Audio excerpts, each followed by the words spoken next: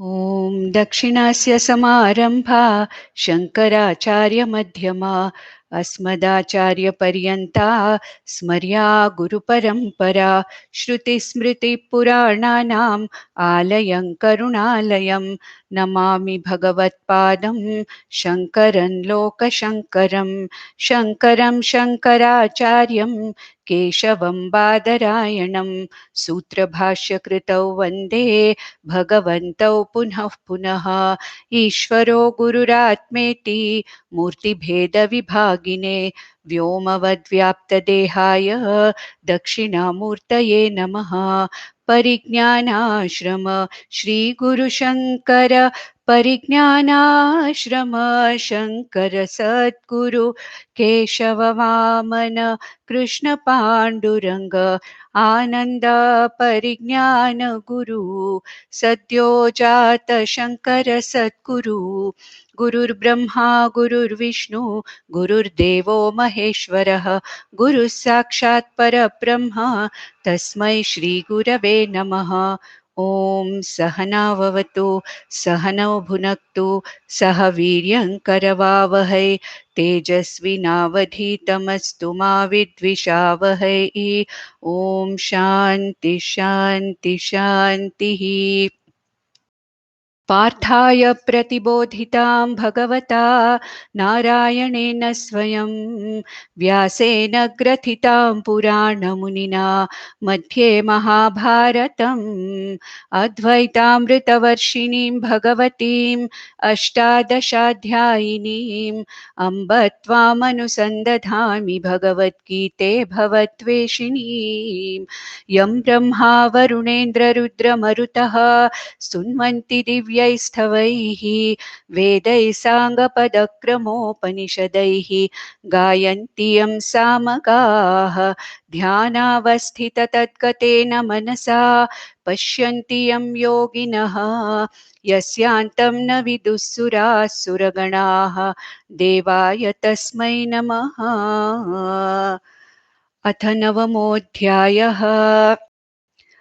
So now in the last chapter, in the 8th chapter, Lord Krishna talked about what happens to an upasaka, either an Omkara upasaka or a Saguna Brahma upasaka, who has not yet come to the Vedanta Vichara or Jnanam. And he talked about Brahmaloka Prapti and Krama Mukti, Kalantarena Mukti, as Bhagwan Shankaracharya says, Kalantarena Mukti or Krama Mukti for such an upasaka. But then Lord Krishna is not very keen on us, following that, because the path is difficult. Not only that, we are not sure whether whatever we have to do at the end of our life, we'll be able to do it or not. And one has to be a yogi. And so now Lord Krishna wants to come back to an easier path. And he says that the easiest for anybody is knowing me. And this knowing me, or Brahma Vichara or Atma Vichara or Brahma Jnanam, Ishvara Jnanam, is what is being talked about in the 9th chapter. 9th chapter is a small chapter, but one of the most beautiful chapters of the entire Gita, because this is the central, the 9th chapter in the 18 chapters. And this chapter talks exclusively about the Paraprakriti of Ishvara, and then what is the means of understanding the Swarupam of Paraprakriti of Ishvara, and especially talking about the Nirguna Brahma or Ishvara Swarupam, Paraprakriti. This is almost actually a continuation of the 7th chapter. We'll find that many of the verses are repeated. And many times, one has to, when we are studying, you can sit with the 7th and 9th chapter together, and you'll understand that there is so much of the two going together, kind of. So generally, we study this immediately after the 7th chapter again, keeping the two together. It gives a more wholesome picture of both Paraprakriti and Aparaprakriti of Ishvara. Now, here, Arjuna has not asked any question at all. And straight away, Bhagavan starts talking about this, because ultimately Bhagavan's intention is that all of us go through the Karma Yoga and Chitta Shuddhi Upasana Yoga, Chitta Naishalam, and here and now in this life itself, we go to Jnana Vicharam, Guru Mukhena, Shastra Adhyanam, and get free here and now itself, which is called as Jivan Mukti or Sadhyo Mukti. He doesn't want us to postpone our getting free from this, going to Brahmaloka and then traveling somewhere and then getting what we want. No, that is why he makes this chapter as Brahma, that is what is called as the Mukti Prapti Upayam. He talks about this chapter as Mukti Prapti Upaya Rupena. This particular chapter is given to Arjuna without even asking any question, without even being asked any question by Arjuna. So the chapter starts with Shri Bhagavanu Vacha Idantu te guhyatamam प्रवक्ष्याम्यनसूयवे ज्ञानं विज्ञानसहितं यज्ञात्वा मोक्ष्यसे शुभात्. So he says, idantu. Idam means what? This. What is this? What is this? This. Idam. What is this? Idam Brahmajnanam. Idam moksha or mukti sadhana rupa jnanam. That is idam here. This. Otherwise you won't know. Idam tute guhyatam. I'm going to give this very secret knowledge to you. What is this secret? Now he wants to make it very clear. Idam here means this Brahmajnanam. Vakshamanam Brahmajnanam, says Shankaracharya. That which I'm going to talk about is nothing but this Atmajnanam, which is moksha prapti upaya rupam. So idam Brahmajnanam tu. Avadharana means definitely I'm going to give this to you. Te, that is to you. Guhyatamam. This is a very, very secret knowledge. And I think last time I gave during introduction to the 9th chapter, I said, this is a very, very a secret, which is a not a well guarded secret. I'll not say it's a secret because people are not interested in it. Even if it is there, easily available and open, as Krishna himself has said in the 7th chapter, Manushyanam sahasreshu kaschit yatati siddhaye. And tesham api siddhanam, even among those, who have tried to get it, hardly anybody gets it. So secret can be, when can it be a secret? One thing is when it is definitely tried to be held as a secret, because it should not be given to somebody who's a patra. That is what was going to happen in the Vedic period, where this knowledge, Atmajnanam, was not shared with ordinary people because they wanted to maintain that sanctity of that knowledge. But now what Krishna says is that it is open, it is available to everybody.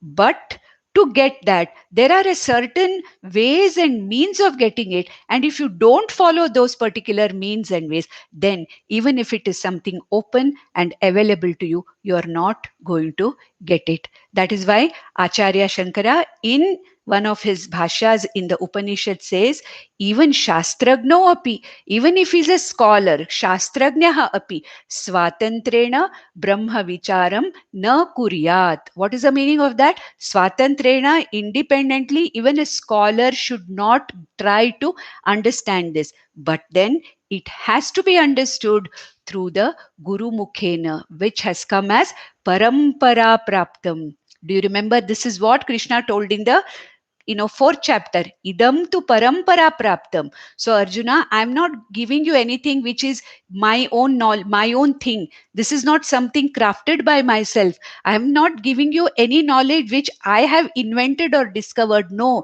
idam tu parampara praptam, which has come as a parampara, Guru Shishya parampara, right from Vivasman, through Vivaswan, through Chandravamsha, Surya Vamsha. It has come through the Raja Rishis and also by various other rishis. Therefore, idam tute guhyatam. This is a very secret knowledge because people don't want it. And then pravakshyami. What is the meaning of vakshyami? And what's the difference between vakshyami and pravakshami? Pravakshami means pravakshena vakshami. Very clearly, I'm going to talk to you about this knowledge because this is the most important knowledge, which is a transformative knowledge. This is the knowledge which here and now converts you, transforms you from a dukhi samsari to a Mukta Siddha Purusha. Therefore, this is something which needs to be explained very carefully. Pravakshami te. To you, I'm going to give this knowledge, a secret knowledge. And he addresses Arjuna as Anasuyave, te Anasuyave. To you, who is Asuya Rahitaha. Now, here is the question of what is Asuya. Normally, we feel that Asuya means jealousy or heartburn, isn't it? But that's not the real meaning of that. Colloquially, we say Asuya means jealousy. No, actually, Asuya means Paraguneshu Dosha Darshanam. Paraguneshu Dosha Avishkaranam. That means a person who's only interested in finding fault with what another person does, what another person says. A person cannot take anything at the face value, cannot trust anybody.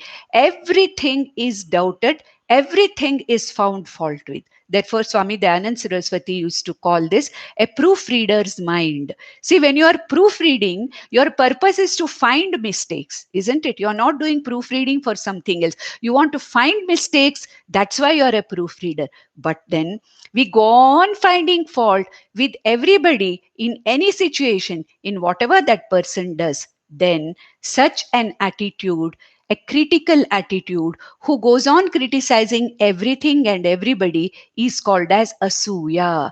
Paraguneshu dosha avishkaranam. Whereas what we have as heartburn or jealousy is called as matsaryam. So there is a difference between Asuya and matsaryam. And Krishna says, you Arjuna are a anasuya, not anusuya. Many of us say anusuya. No, it is not anu. Anasuya.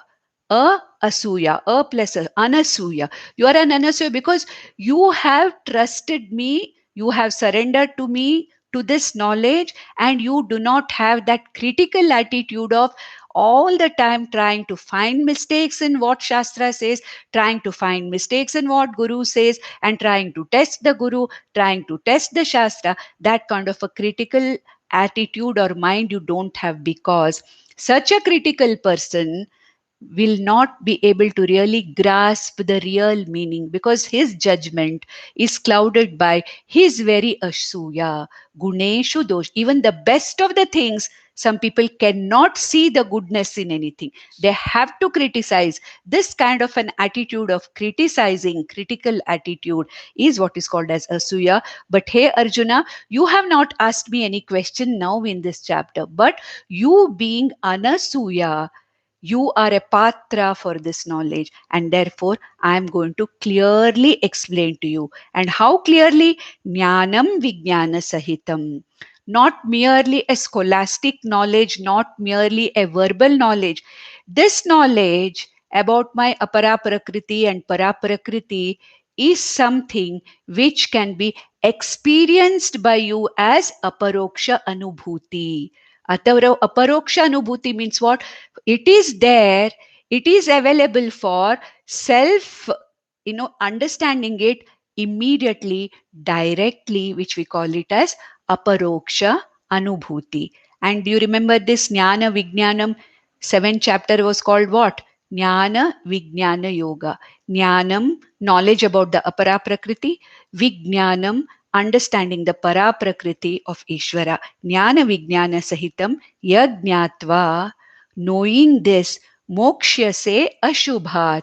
Ashubhat mokshyase. What does it mean? You will be freed from this ashubha. What is ashubha? Amangala, inauspicious, samsara itself. This coming and going, this punarapi jananam, punarapi maranam, this cycle of birth and death, coming again and again in different bodies, experiencing different situations, doing karma, accumulating karma phala, coming back again and again. This kind of a cycle of birth and death and samsara, samsarati, keeps coming back in cycles, what is called as samsara. This is what is called as ashubha. There's nothing more ashubha than this. So here Krishna says, yajnatva jnana vijnana sahitam idam brahmajnanam jnatva. Hey Arjuna, what will happen? Tvam mokshase ashubhat mokshase. And therefore I am going to give this knowledge. This is an introduction, stuti, See, everybody has to praise something, no, before they want to give it. Otherwise, the other person will not be much interested in knowing what it is. So, he's praising this knowledge, and it is not out of place. Krishna has already praised this knowledge in the 4th chapter, in the 5th chapter, how it has come from the beginning of the very Srishti itself. So, he's again reminding Arjuna that this is a very, very sacred knowledge which one has to know. And if you have had the Manusha Janma, if you have had the Guru Prapti, if you are having an exposure to the Shastras, then there is nothing like this life to get this knowledge and get free from Ashubha. Ashubhat mokshanam, it is the easiest thing. And what kind of a knowledge is this? In the second verse, Bhagwan says, Raja Vidya Raja Guhyam Pavitramidam Uttamam Pratyakshaavagamam Dharmyam Susukham Kartum Avyayam. So, what kind of a knowledge is this? Raja Vidya, Vidyanam Raja, the most exalted of all knowledge. Why? All the other branches of knowledge, you'll never feel the completeness, or there is nothing like I know everything about a certain branch of knowledge. The more you know, the more you have yet to know. The more you know, the more binding it becomes. You realize that somebody knows more than what you know, and this can be a knowledge, that is this Laukika knowledge, any other knowledge other than this Paravidya. This is what is called as Aparavidya, or knowledge about what is there in the Jagat everywhere. All branches of knowledge from A to Z, any branch you take, they are all incomplete knowledges. And they're all knowledges which can bind you, which can make you feel more and more and more incomplete. There's never end to knowing any of these things. Whereas this is one knowledge which stops. It stops with me. It is the knowledge about myself. It is the knowledge about my Swarupam. There is nothing else. Purushat na anyat kinchit sa kashta sa paragatihi. Said who? Yamadharmaraya said this to Nachiketa in Kathopanishad. Other than this Purusha, you, there is nothing else to be known. Sa kashta sa paragatihi. This is that paragati, the final, the ultimate goal, beyond which there is nothing else. Therefore, this is called as Raja Vidya, the most exalted among all the branches of knowledge. Raja Guhyam, Guhyanam Raja. Again, I told you, it is the most secret knowledge, not because it is not available. Ultimately, knowing me and being myself is the most natural thing one can do, isn't it? Why should there be any secret about knowing myself? I have to know myself and be myself naturally. The very fact that I'm not natural and I think I'm something other than what really I am is the most horrible kind of a projection that we have. That is why when people say, I'm a very spiritual person, Lord Krishna will laugh at this. People who have understood that will laugh at it. There's nothing great in being spiritual. Understood? We are all spiritual beings with an incidental human body. We are all spiritual. We are all Atmas. We are all Brahman. We don't know it. That's all. And we are trying to know this by going through certain path or certain steps which are given by the the Shastra. And one does not have to feel any kind of a superiority complex over being spiritual. There's nothing to be spiritual. We are all spiritual beings. We do not know that we are that consciousness, that spirit, but we unnecessarily imagine and project ourselves to be something other than what we are not. And what is actually this knowledge? Abiding in my own Swarupam, the most natural thing, like a small child abiding in its own Swarupam. Natural, it's a spontaneous. That's why Sthita Prajna is called as a person who's most natural. Akritrima, he is called as the one who's akritrima. Kritrima means very, very artificial. Most of us are artificial, and we have to tell everybody, I'm very spiritual. I'm very spiritual. My spiritual interest started at this age. No, there's no need to tell all that. It's unfortunate that we don't know what we are. But then it's the most natural thing, and that is why it is Guhyam. It is a Guhyanam Raja. Pavitram idam uttamam. Pavitram. That means that which is the most purifying knowledge, that which is the most transforming knowledge, that knowledge which can convert me from a samsari to a Siddha Purusha, that which can convert me from daily living in a wrong, with the wrong notion that I am the body, mind, sense complex. From there, I'm abiding in knowing who I am, my natural Swarupam. So this is the Pavitram, is the most purifying knowledge. Jnanena, idam jnanena sadrisham pavitram na anyat kinchit vidyate. Do you remember that in the fourth chapter?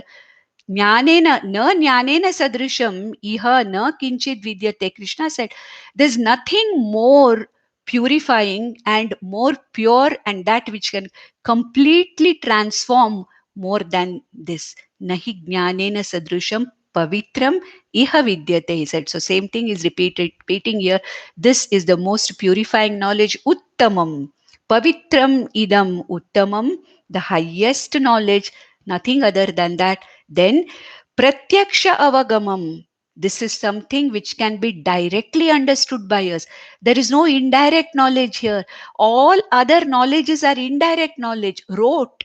We have understood something what is told by others, and maybe we start putting it in practice and get some experience of it. But this knowledge is what? Pratyaksha avagamam, immediate knowledge. Aparokshataya, that which can be experienced, that is what is called as pratyaksha avagamam. Dharmyam, what is the meaning of dharmyam? It is as per the shastra. Dharma here means shastra. It is according to shastra. It is keeping with all the Upanishads and the Vedas. Dharmyam, dharmyam means in keeping with the Vedas, in keeping with the Vedantic teaching. It is not against the Vedantic teaching, so it is dharmyam. Then what is it? Susukham. It is very easy, Krishna says. Yes, it is very easy, provided you take the right directions by the Shruti and Guru. If we don't take the right directions, if we want to get lost here and there and say that I could not reach that place, that is not my problem. That is not Ishvara's problem. It is not Shastra's problem. The Shastra is telling you, do this, be a Karma Yogi. How to be a Karma Yogi, the Shastra tells you. And then how then you become a Upasana Yogi. What you should do as an Upasaka. What is Chitta Shuddhi? What is Chitta Naishalam? Expose yourselves to Guru Mukhena Shastra Adhyanam. What is Shravanam, Mananam, Nididhyasanam? The whole path is laid open. And if I follow this path, it is Susukham. Correct? If I don't follow this path, then it is absolutely Durgama. That's what he said. It is Durgamam. It is so difficult to find it because I have not followed the Shastra's instructions and Guru's instruction. Then Susukham Kartum. We have to use this Kartum along with Susukham. Susukham Kartum. Very easy to follow. You have all the time the guidance of the Shastra and the Guru. You only, what you need is what? From your side, you need self-effort. You need the commitment. That is all from your side. Then the Shastra and the Guru, they do the work. They push you from behind. What is needed by me? Only commitment. Manmana bhava, madbhakto bhava. He will say that in the last verse of this chapter. That's what we have to be. Ultimately, the whole thing I am taken care of. Once I am there with my commitment and effort and start walking the path, then the Shastra and Guru don't let me down. They will continue to help me throughout the. Then avyayam, last words. Now, sometimes we have a very different way of thinking. Susukham kartum. Normally, what we feel, anything which is easily got is easily lost, isn't it? So Krishna is saying here, Susukham kartum. It is very easily available, easy to do, easy to follow. Is it like other things? Easy come, easy go. So this knowledge is also something which is got easily. So it can also go easily. No, it is not like that. That is why Krishna wants to say, though it is easily got, easily means what? You have a set path, you go that way, you will reach that Susukham Kartum. And what is it? It is not something which is lost. It is avyayam, that which is imperishable knowledge, that knowledge which never goes waste, that knowledge beyond which there is nothing to be known, that knowledge knowing which all the other knowledges, branches of knowledge have literally found their culmination in this knowledge. Therefore, it is susukham kartum. At the same time, it is not that it goes away, it is avyayam. This knowledge is imperishable knowledge. But then, for this, what kind of a mindset one should have? Anasuya, one number one, correct. But then in the next verse, what Krishna wants to say is Ashraddhana Purushaha Dharmasyasya Parantapa Aprapya Mam Nivartante Mrityu Samsara Vartmani. He Parantapa, he Arjuna, Ashraddhana Purushaha. People who do not have Shraddha in Shastra and Guru, people do not have Shraddha in what I am saying. People who are highly critical of anything which, when we say it is in our scriptures, many people say prove it scientifically. It is not possible. Science is a different field of knowledge. This is a very different field. The instruments of knowledge which we use in the scientific field are different. The pramanas or the instruments of knowledge used in Atmajnana are different. We cannot prove one branch of knowledge with the pramanas that we take for another branch of knowledge. So, in the name of rationalism, if we say, where is the proof? Where is the proof? Unless we have the Shraddha that this is the knowledge which is going to free me. And if Upanishads, if the Vedas are talking about this knowledge, it cannot be wrong. This is the Shraddha I should have in the Shastra and Guru. That's why Krishna said in the 4th chapter, Shraddhavan labhate jnanam. Shraddhavan. Ashraddhadhanaha, here is saying, the one who does not have faith in the name of whatever it is.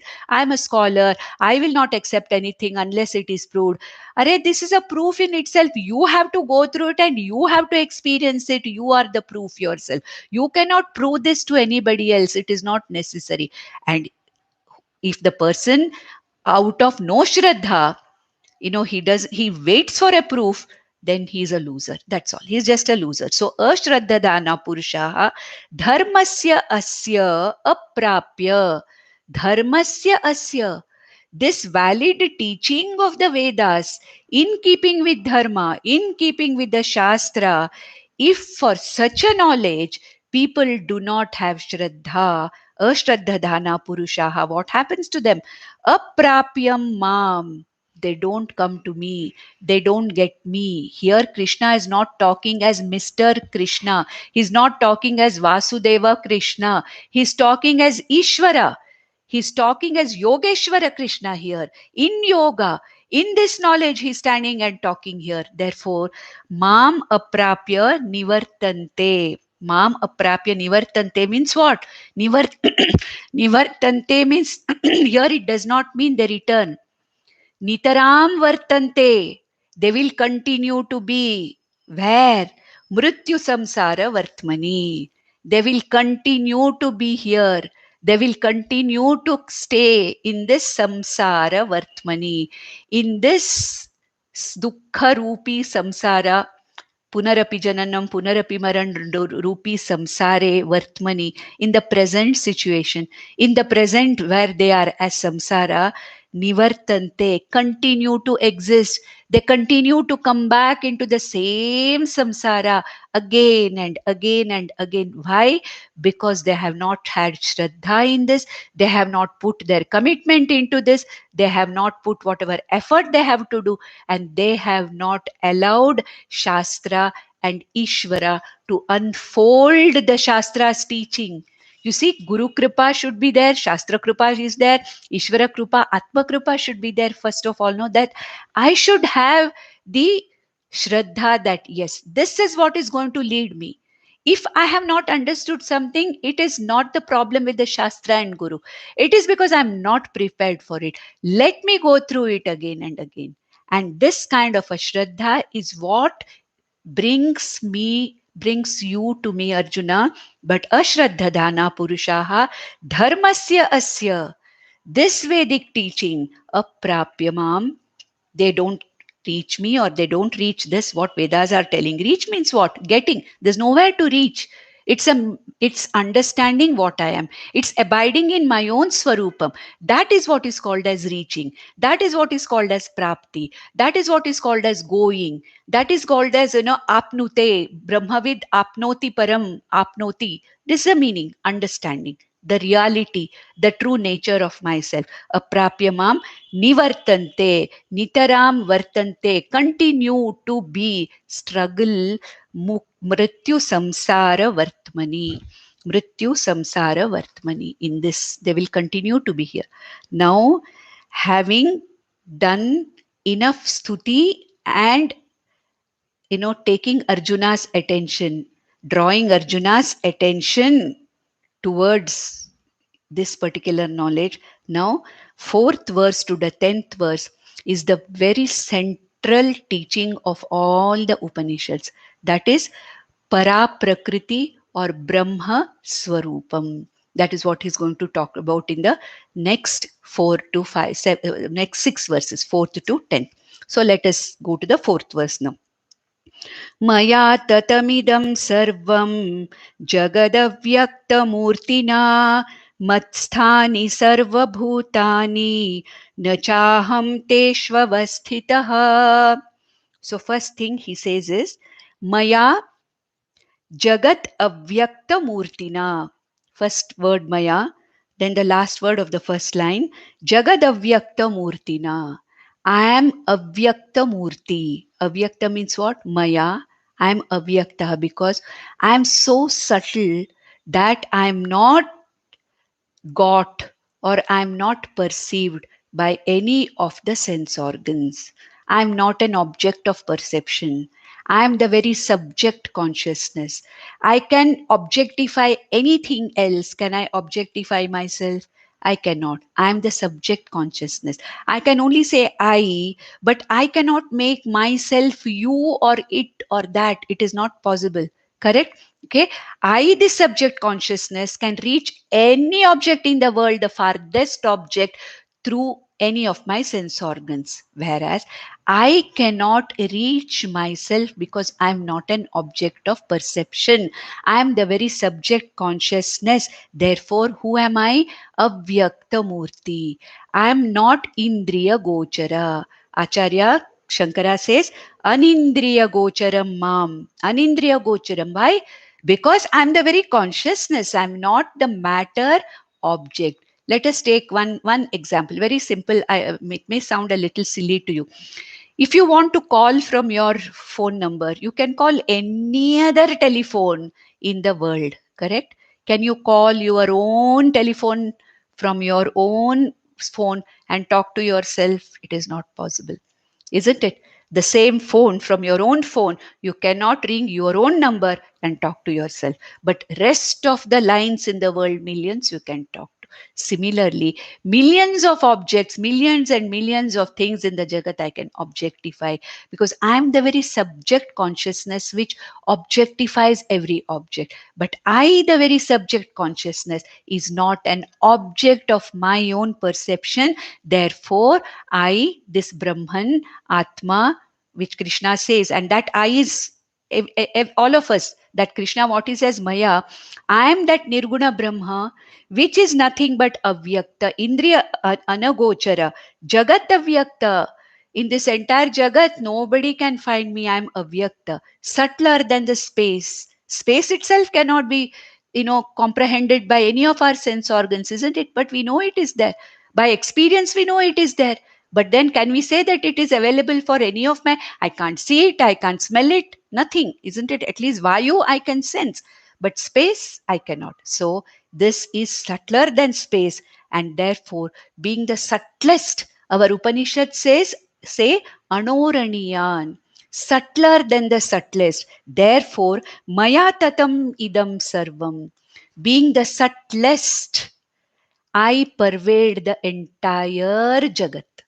Whatever is there, I pervade. Tatam means I pervade. I fill up. I'm pervading like a warp and woof of the entire cloth by the threads. I pervade the entire Jagat. We saw that in the 7th chapter also, isn't it? Sutre Manigana Iva.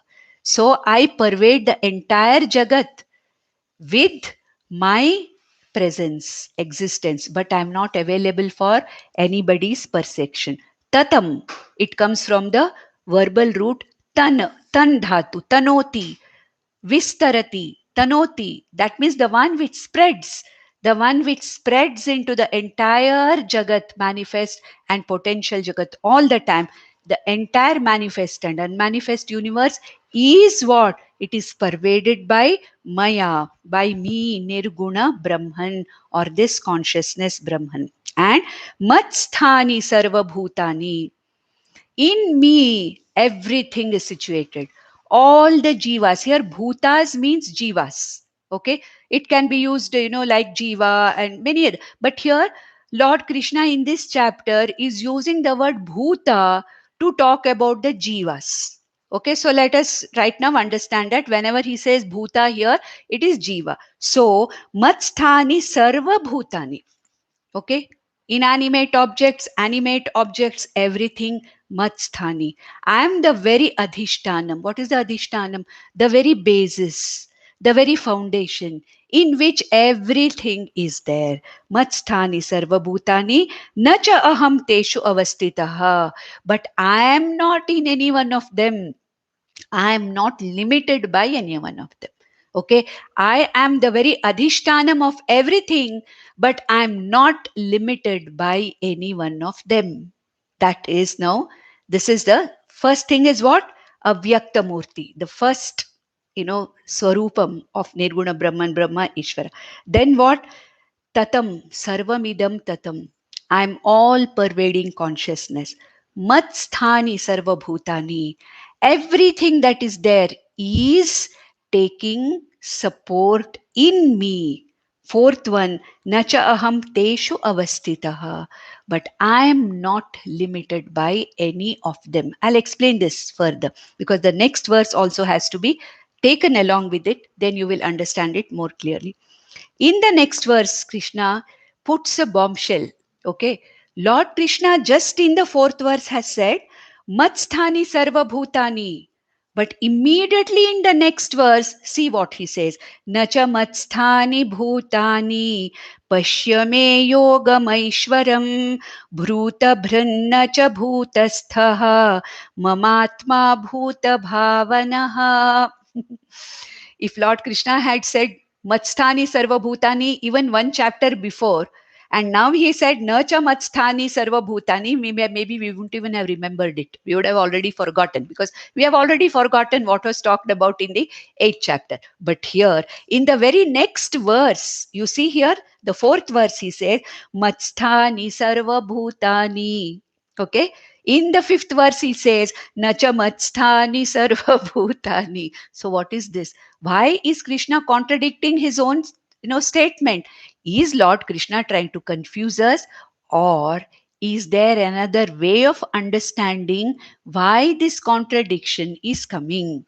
Okay, so we have to take these two verses together and I have to explain this a little bit. Now, what Krishna says here, I am the Adhishtanam, the very basis, the very foundation, the very existence in which the entire jagat of all the jivas and objects are situated. But I am not limited by them. They don't limit me in any way. And when I say Matsthani Sarva Bhutani, in me all the jivas are present, it is as though they are present. Really speaking, Nacha Matsthani Sarva Bhutani, really speaking, they are not there in me at all. Now let us understand what is the meaning of this, why Krishna is saying this. Now let us take an example. Let us take our own dream. Correct? In dream, where has the dream appeared? The dream has appeared in me. Therefore, I am right from one point of view in saying that the dream has appeared in me, the waker. Correct. But you look at it from another point of view. At the time of the dream, it is as if the dream is reality, correct? And as though it is in me. But when I wake up, where is the dream? The dream is gone. Was the dream really in me? When I wake up and I see, yes, the dream was there. It was an experiential reality. Correct? There was a projection by my mind, and there was an experience of a dream which seemed extremely real. But was it in me? At the time of dreaming, the dream was in me. Yes, I'm right in saying that. But was the dream really in me? Because the dream was a mere projection. It was not a reality at all. So, even when the dream was not there, I, the waker, was the reality. Even when the dream was projected into me, the waker, waker is the reality. What was experienced as a dream was only an experiential reality, a projection which had no reality. Therefore, what is dream?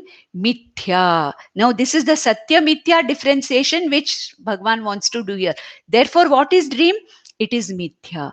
What does it mean? Mithya means it is experienced as a reality at a point in time, but really speaking, nothing is there like that. At the time of experience, it seems real, but then once it is over, we realize that it was really not there.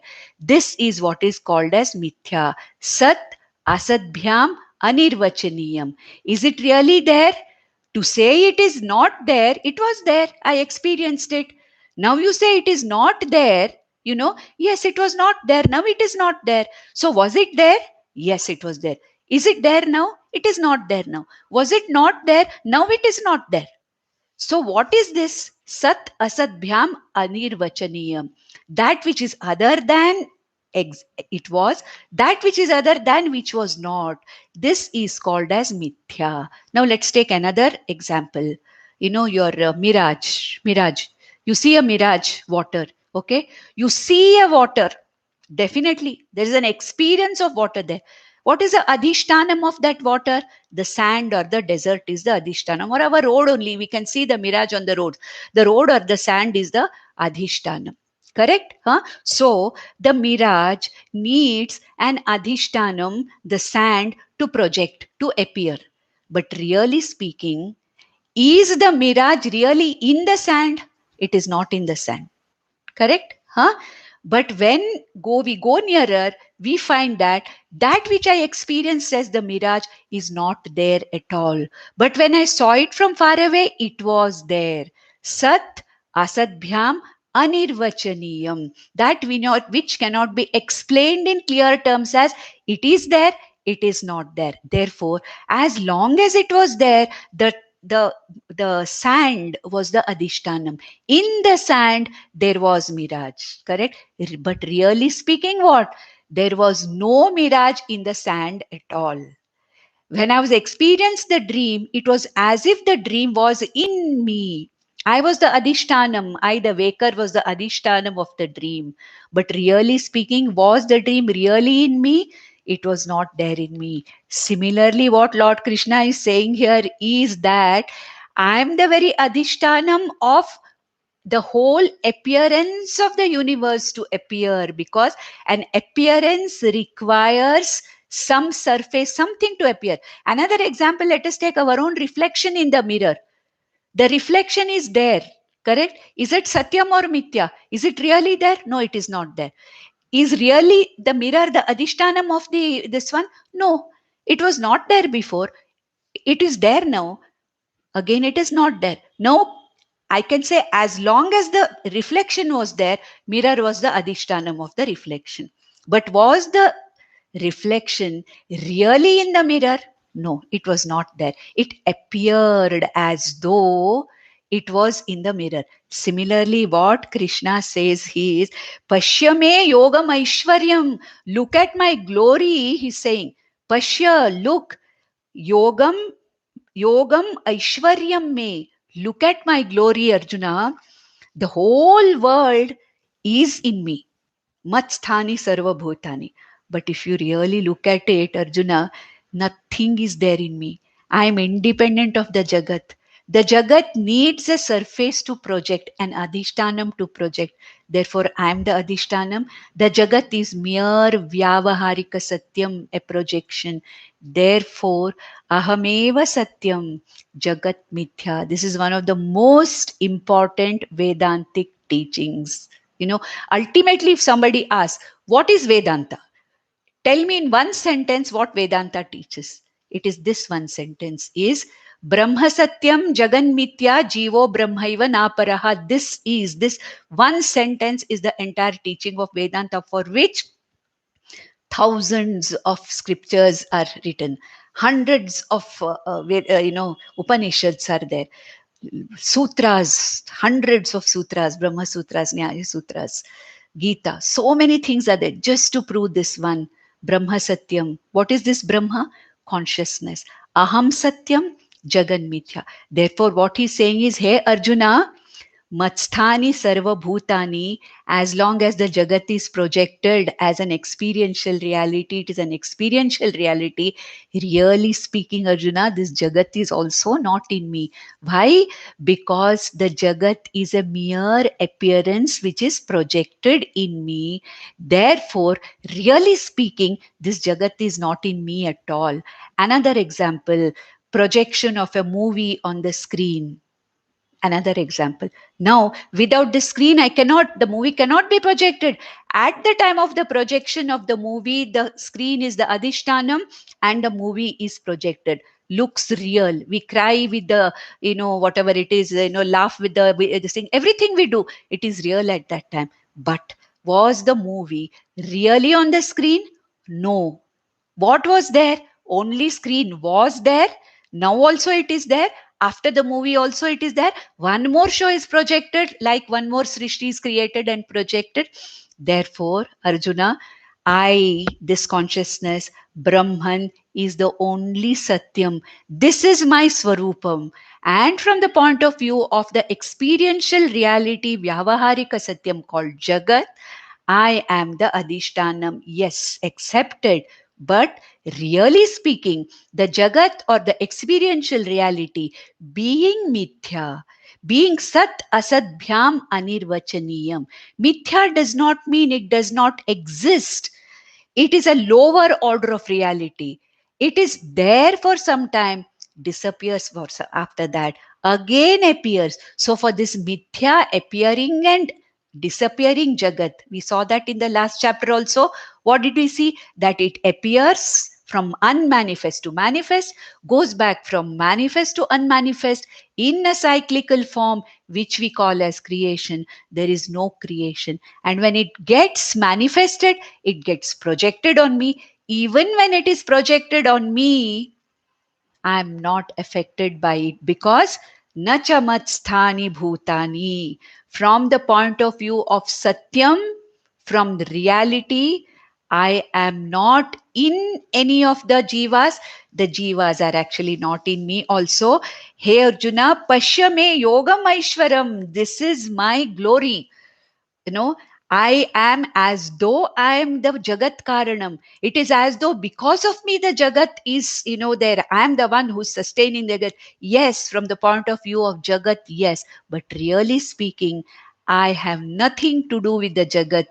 Like the sand has nothing to do with the mirage, the screen has nothing to do with what is projected. I have nothing to do with the dream that is projected in me. Similarly, nachamatstani bhutani pashyame yogamaishwaryam bhru bhuta bhrit nacha bhutastaha. But of course, as long as the jivas are existing in this jagat, I am the one who completes them, fills them, makes them live, makes them survive. They appear in me, they exist in me, and they come back and resolve me. So I am who? Bhuta Bhrit. Bhrit means what? I am the one who fills them with life, fills them with whatever individuality, other things that they have to be. At the same time, nacha bhutastaha. I'm not limited. I'm not limited by that at all. Mamatma bhuta bhavanaha. But for all the bhavas, for all the appearance, existence All the changes that are taking in the Jagat, this is all called as Bhavanaha, Bhuta Bhavanaha, appearance of the Bhutas, okay, from unmanifest to manifest, existence for a period of time in this Jagat, constantly undergoing changes, and one day going back into a unmanifest form again. This is called as Bhuta Bhavanaha, Mamatma Bhutva Bhavanaha. It is, I am sustaining this appearance of the Mithya Jagat. Mithya needs a Satyam surface to manifest itself. We saw in the second chapter itself, in the 16th verse, Nasato vidyate bhava, na bhavo vidyate satah. What is the meaning of this? Mithya cannot exist by itself. It needs the support of Satyam. A dream cannot exist by itself. It requires a waker mind to project itself. Similarly, a mirage cannot simply come out in the thin air like that. It cannot. It needs a adhishtanam to manifest itself. Therefore, mama atma bhuta bhavanaha. I, the consciousness is what lends existence, what lends for the possibility of changes in all the jivas, all the bhava vikaras are taking place because of my presence. At the same time, I am the bhuta brit. I nourish, I fill up. I am the cause which makes a bhuta, a jiva, exist and live its life. At the same time, Nacha aham bhutastaha. I am not limited by any jiva. I am not limited by any object. I only lend my consciousness. I lend not my consciousness. I lend consciousness because I am that very consciousness. I lend existence to the mithya. And mithya is what? A dependent existent. Mithya is what? Cannot independently exist by itself. Mithya means a thing which has no capacity to independently exist, but shows as if it is existing, taking support from that which is constantly existing. Therefore, mithya needs the support of satyam, whereas satyam does not need mithya, because satyam, consciousness, atma, brahman is all the time there. That is why it is called as sat, it's called as anantam. Okay, sat chit ananda rupi atma bhai trikale api tishtati iti sat. All periods of time it is there, and it is imperishable, it is nityam. We have seen all that in the second chapter, fourth chapter, fifth chapter, sixth chapter. All, the swarupam of atma we have already seen. Therefore he said, aham bhuta bhrit. I am the one who fills up. I am the one who is responsible for the appearance and changes in the jivas. As they come, they appear. But I am not limited by any of the jivas or anything in the jagat. Therefore, Arjuna, when I say matsthani sarvabhutani, it means that as existence, as consciousness, I support the mithya jagat. Actually speaking, in reality, nacha matsthani bhutani, because the jagat has no real existence. It is mithya. It is as though it is only a projection. It is an appearance, like a reflection, like a movie which is projected, like a mirage which is projected. Looks real, experienced at the time of experience, very real, but it has no stuff, no independent existence of its own. Therefore, how can such a mithya jagat exist in me? I only support the projection. And mama atma bhuta bhavanaha. Okay, then he says that we have another 5 minutes, so we'll do the sixth verse also and finish. He says, he gives another example here for not being affected by the mithya jagat. He says in the sixth verse, यथाकाशस्थितो नित्यं वायुः सर्वत्र गो महान् तथा सर्वाणि भूतानि मत्स्थानीत्युपधारय. Here Krishna himself gives an example. I am like Akasha, like space, in which Vayu is there. Vayu is moving about. Vayu requires an adhishtanam. Vayu requires something in which it can move about. So the space provides an opportunity for Vayu to move about. But then the Vayu may be carrying Sugandha or Durgandha or whatever it is, whatever malinium that the Vayu is carrying. so many suspended particles. We talk about that, isn't it? Air pollution, we talk about. So much of pollution, so much of whatever it is. The Vayu may be carrying so many things, but what the Vayu carries, space is not affected by it, isn't it? But the Vayu is very much in the space. Without the space, the air cannot move about. It freely moves about in the space, but does it affect the space in any way, negatively or positively? No. So he says, Yatha akasha stitaha nityam. Okay, all the time, akasha being all the time there, Vayuhu sarvatra go mahan. Mahan Vayuhu. Vayu Devata is considered to be one of the very important devatas. Vayu, Mahan, Sarvatra go, Sarvatra gaha. Vayu goes everywhere. Why? Because the space is all the time there. Okay. Even if a typhoon comes, I'm the same. I don't get knocked away by the typhoon. Isn't it? Even if any other thing, what kind of, if there is no, in summer, hardly any, airflow, still nothing happens to me. So, Vayuhu sarvatra gaha mahan, yatha akashastitaha nityam all the time, tatha sarvani bhutani. In the same way, the entire jagat of all the jivas, matsthani iti upadharaya. Say, think that just like the Vayu is in the air, not affecting the air, space is not at all affected by what Vayu is doing, what it's carrying. Similarly, iti upadharaya, may you understand what matsthani sarvani bhutani iti upadharaya. May you understand very clearly, Arjuna, that one example I can give you. Krishna only is giving this example. My relationship with the Jagat is what? It is like Vayu, the air, being in Akasha, where Vayu needs Akasha because it's the Avakasha Pradhanam. What is Akasha?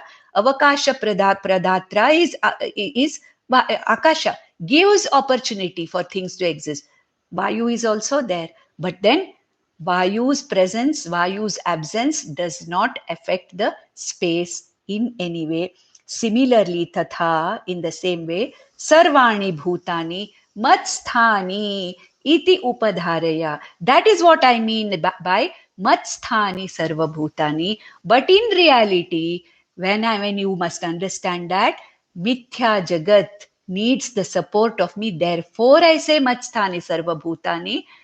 Actually speaking, nacha matsthani bhutani, like Vayu being in the space, and therefore Arjuna understand the relationship between me and the Jagat is that of a Satya Mithya relationship. Okay, Ishvara or Brahman and Jagat relationship is what? Satya Mithya. What is the relationship between a Jiva and Jagat? Satya Mithya relationship. Now, what is the connection between Jiva and Ishvara? It is not Satya Mithya. It is one Satyam only. So with this, we'll stop today's thing and we'll go to the next verse. The next. ॐ नन्दन्तु साधका सर्वे विनश्यन्तु विदूषकाः अवस्थाशाम्भवी मेस्तु प्रसन्नोऽस्तु गुरुः सदा सर्वे भवन्तु सुखिनः सर्वे सन्तु निरामयाः सर्वे भद्राणि पश्यन्तु मा कश्चित् दुःखमाप्नुयात् ॐ शान्ति शान्ति शान्तिः ॐ नमो भगवते वासुदेवाय